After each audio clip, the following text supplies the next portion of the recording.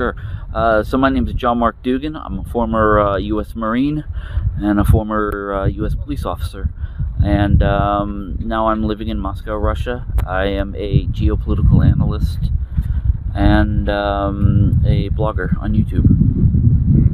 Yeah, I think it's a battle for independence. It's very clear that the people in Donbass, they want their independence. But I also think it's a battle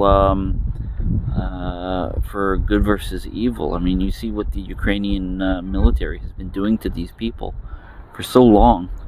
And then you go into, for instance, the Azov headquarters, and you see all the Nazi symbolism. And if they have this Nazi symbolism, they have these Nazi values and views, and this cannot be allowed to grow in a civil society, because this is like a cancer.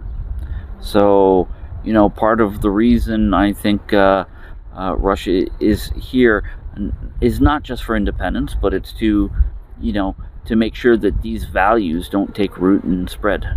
You support Russia in this war? Absolutely, yeah. Why? You know what? There's one thing that Russia has not done, and they have not lied to their people. They have always said what they intended to do. They have always told NATO what their plans were, and they told NATO and even Joe Biden himself that there was a line that Russia would not allow the West to cross, and that was putting NATO in Ukraine. And the West violated this. They pushed Ukraine into this.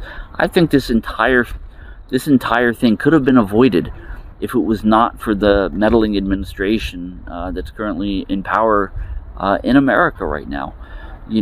I think there was some hope for some peace before America pushed the Ukrainians and Russians into war. So, yeah. Do you think this is part of world globalism and not expense? Yeah, absolutely. Yeah, there's no question about globalism and NATO expansion. Back when NATO was started in the 1940s, they weren't supposed to move east, and you see everything that NATO has gone into now. And Putin has always been honest about a red line being drawn, which was Ukraine not being a part of NATO, because that's a very dangerous thing.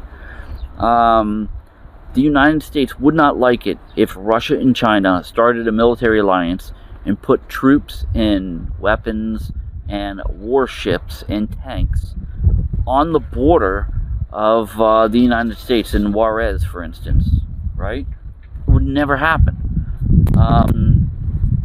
But that's exactly what America is pushing here.